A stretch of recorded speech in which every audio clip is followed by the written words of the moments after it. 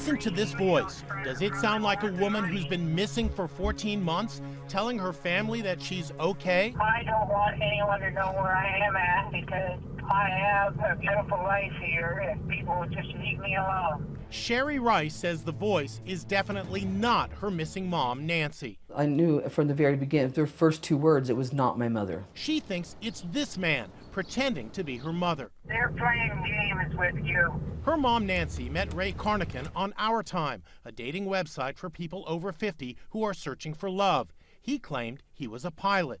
We just knew from the very beginning that something wasn't right. Nancy thought she had landed a great guy. She sold her home in Kingman, Arizona, and took out all her savings so she and Carnican could travel the world together. I couldn't believe it, and I said, Mom, why, you need your safety net. You don't know this man well enough to sell off everything and leave with him. Nancy and her new boyfriend left town. Months went by without a word. Sherry says she was getting really worried. Finally, she received this email claiming to be from Nancy. Yes, I am still alive. We found a place outside of Luna, New Mexico. I love it. But Sherry was suspicious. She hired private investigator Lyle Sharman. He started snooping around, and pretty soon he got a bizarre call from Nancy. Or was it? She was telling me, I'm fine, I've already talked to the sheriff's department, I don't have any problems, I don't want my family to bother me anymore. When the next call came in, the private investigator was prepared with a list of questions only the real Nancy would know. I got this one question. What's the name of the dog that died from smoke in a trailer? It's not a true story. And then the last one, the color of the Dodge Charger that you drove. That was that bluish green color. She never owned a Dodge Charger.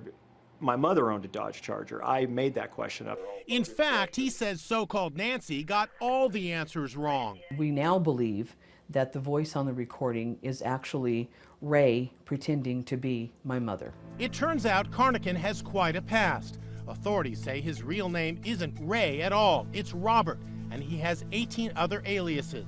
Deputies found Carnican at his home in Kingman, Arizona, and charged him with identity theft. Deputies say Carnican told them the last time he saw Nancy was when he dropped her off at a local business in March. And get this, Carnican was reportedly living with a different woman who, like Nancy, had sold off her belongings to start a new life with him. Sharman conducted his own search outside Carnican's desert property, and what he says he found was disturbing, a mobile phone that someone had tried to destroy. That phone is the exact same phone that was used to talk to me when I was having conversations with somebody claiming to be Nancy. Deputies say they've also found evidence linking Carnican to two other women who have vanished without a trace, Neva Lindley and Verna Clayton.